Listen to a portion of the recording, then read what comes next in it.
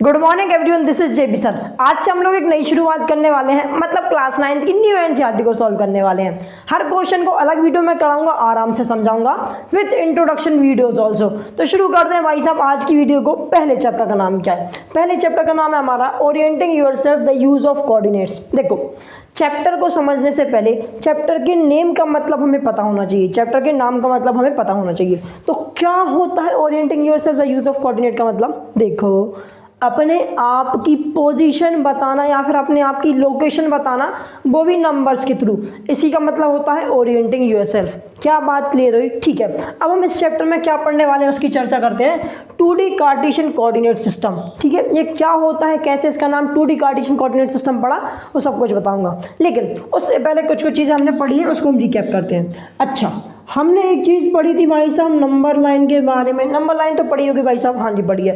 Number line क्या होती थी? नंबर लाइन एक ऐसी नंबर लाइन होती थी, एक ऐसी लाइन होती थी जिसमें हम कोई भी रियल नंबर को प्लॉट कर सकते हैं। जैसे इसमें होता था 1 0 1 2 3, 0 के साइड होते थे -1 -2 -3, और ये माइनस वाले यहाँ चलते थे, पॉजिटिव वाले यहाँ चलते थे।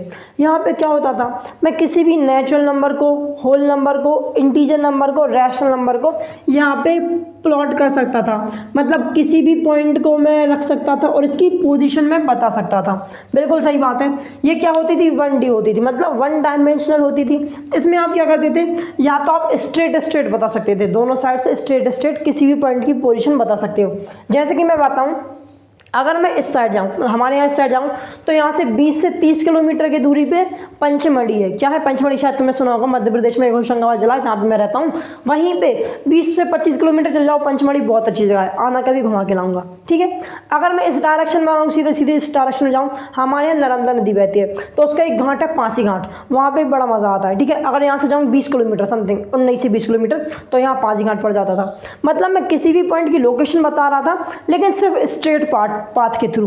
अब जब मैंने 2D कार्टेशियन कोऑर्डिनेट सिस्टम के बारे में पढ़ा, तो मैं क्या करता था? पहली बात तो समझो 2D कार्टेशियन कोऑर्डिनेट सिस्टम क्या होता है। हम क्या करते हैं, एक और ऐसी स्ट्रेट लाइन बनाते हैं, मतलब रियल नंबर लाइन बनाते हैं, बिल्कुल ऐसी, जो कि पॉइंट 0 से पास आउट करती है। ठीक है, जो कि 90 डिग्री होती है इस लाइन की। जैसे ये वाली जो हमारी पहली लाइन थी, उसके परपेंडिकुलर होनी चाहिए, मतलब 90 डिग्री बनानी चाहिए। ठीक है भाई साहब, ठीक है, कर दिया। और अब समझना ज़रा, सोचो, या तो मैंने इसको 90 डिग्री बना दी, या फिर इसी लाइन को मैंने ऐसे घुमा दिया 90 डिग्री के एंगल से, ऐसे घुमा दिया। जैसे ही मैं ऐसे घुमाऊंगा तो ये पॉजिटिव नंबर ऊपर चले जाएंगे, नेगेटिव नंबर नीचे चले जाएंगे। तो 1 यहाँ हो जाएगा, 2 यहाँ हो जाएगा, 3 यहाँ हो जाएगा, और बढ़ते चले जाएंगे। यहाँ पे -1, यहाँ पे -2, यहाँ पे -3। बिल्कुल सही बात है। ये होता है भाई साहब हमारा 2D कार्टेशियन कोऑर्डिनेट सिस्टम। क्या चीज़? 2D Cartesian coordinate system. इसमें हम क्या कर सकते थे, किसी भी पॉइंट की लोकेशन 2D स्पेस में भी बता सकते थे। जैसे कि मैं यहाँ पे कोई पॉइंट ले लूँ, अब इस पॉइंट की अगर मुझे लोकेशन बताना है, तो मैं एक 1 डायमेंशनल वाली लाइन से तो नहीं बता पाऊंगा, 1 डायमेंशनल वाली लाइन से नहीं बता पाऊंगा, इसलिए मुझे 2 डायमेंशन वाली चीज़ चाहिए थी। तो 2D कार्टेशियन सिस्टम मैंने बना लिया। अब इस पॉइंट की लोकेशन मैं बता सकता हूँ, बताऊँगा कैसे बताऊँगा, लेकिन कुछ और चीज़ सीखते हैं। ठीक है, ध्यान से देखना। ये जो 2D कार्टेशियन कोऑर्डिनेट सिस्टम नाम पड़ा, ये कैसे पड़ा? जो ये कार्टेशियन थे ना, एक रेने डेकार्टिस नाम के हमारे साइंटिस्ट थे, उन्होंने इस 2D कार्टेशियन सिस्टम को पहली बार बनाया। मतलब पहले से रिसर्च चल रही थी, लेकिन उन्होंने एक प्रॉपर स्ट्रक्चर दे दिया था कि भाई साहब ऐसा रहेगा, आप ऐसे आप किसी भी पॉइंट की लोकेशन बता सकते हो, इसलिए उन्हीं के नाम से कार्टेशियन कोऑर्डिनेट सिस्टम बोला गया है इसको। ठीक है, अब जो ये लेटी हुई लाइन होती थी, ऐसे हम बोलते हैं एक्स एक्सिस, होती थी नहीं है, इसे हम बोलते हैं, क्या बोलते हैं? X axis. ये जो ऐसी खड़ी लाइन, स्ट्रेट लाइन है, इसे हम बोलते हैं वाई एक्सिस। क्या बोलते हैं यार? वाई एक्सिस बोलते हैं। मतलब ये जो हॉरिजॉन्टल लाइन है उसे एक्स एक्सिस, वर्टिकल लाइन है उसे वाई एक्सिस बोलते हैं। ठीक है, लेटी हुई मतलब हॉरिजॉन्टल, वर्टिकल मतलब खड़ी हुई लाइन। अब ज़रूरी नहीं है कि एक्स एक्सिस को हमेशा हमें ऐसे लेटी हुई लेना पड़े, हॉरिजॉन्टल लेना पड़े। अगर मैं 2 लाइन ऐसी बना दूं, कैसी बना दूं? ऐसी बना दूं, बिल्कुल 90 डिग्री पे हो, एक ही हमारी एक्स एक्सिस बोल दो, इसको हम वाई एक्सिस बोल देते हैं। ठीक है, बिल्कुल सही बात है। तो क्या ये भी कार्टेशियन कोऑर्डिनेट सिस्टम होगा? हाँ, बिल्कुल होगा। देखो, हमारे कन्वीनियंस के लिए, हमारी आसानी के लिए, हमारी हेल्पफुलनेस के लिए हम क्या करते हैं, एक्स एक्सिस को हॉरिजॉन्टल लेते हैं, वाई वाली को हम लोग वर्टिकल ले लेते हैं। क्या बात क्लियर हुई? ठीक है, अब इस पॉइंट की लोकेशन बताता हूँ।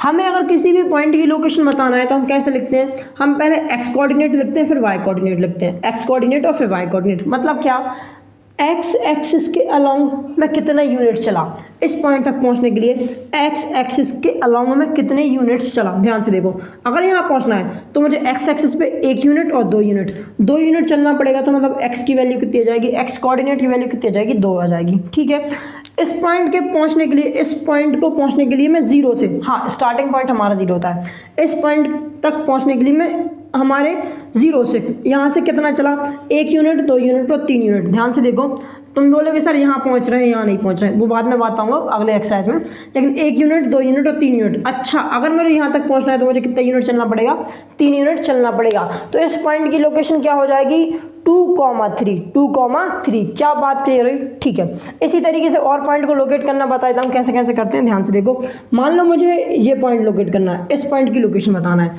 अब ध्यान से देखना, इस पॉइंट तक चलने के लिए, इस पॉइंट तक जाने के लिए, इस पॉइंट तक पहुंचने के लिए मुझे एक्स एक्सिस पे कितना चलना पड़ा, 1 यूनिट, 2 यूनिट, मतलब एक्स की वैल्यू कितनी हो जाएगी, 2 हो जाएगी।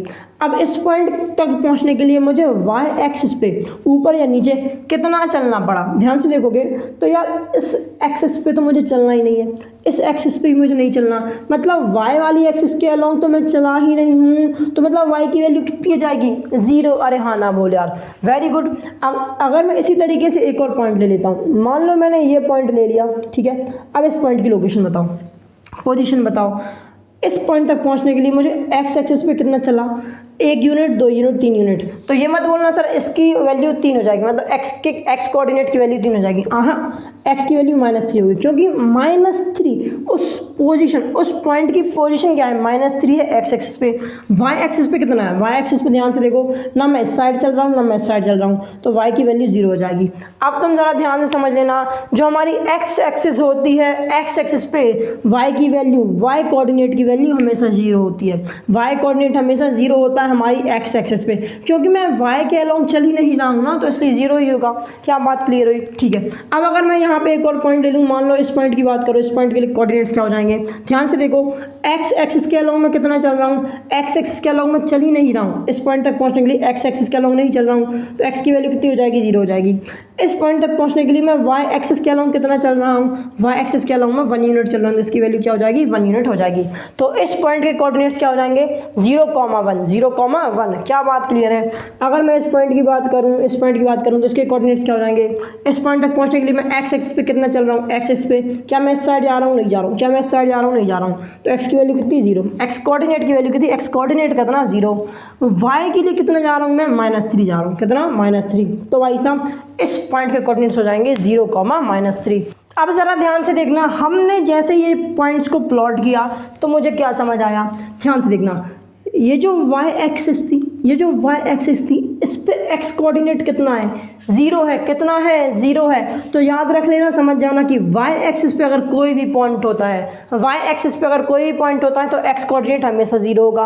अगर एक्स एक्सिस पे कोई पॉइंट होता है तो वाई कोऑर्डिनेट 0 होगा। क्या होगा, 0 हो जाएगा। क्या मेरी बात क्लियर है? ठीक है, बस भाई साहब पहली एक्सरसाइज में हमें इतना ही काम आने वाला है, इसलिए मैं इतना ही सिखा रहा हूँ। अगर वीडियो पसंद आई तो वीडियो को लाइक करो, चैनल सब्सक्राइब करो। मिलते हैं नेक्स्ट वीडियो में, तब तक के लिए bye bye, have a good day.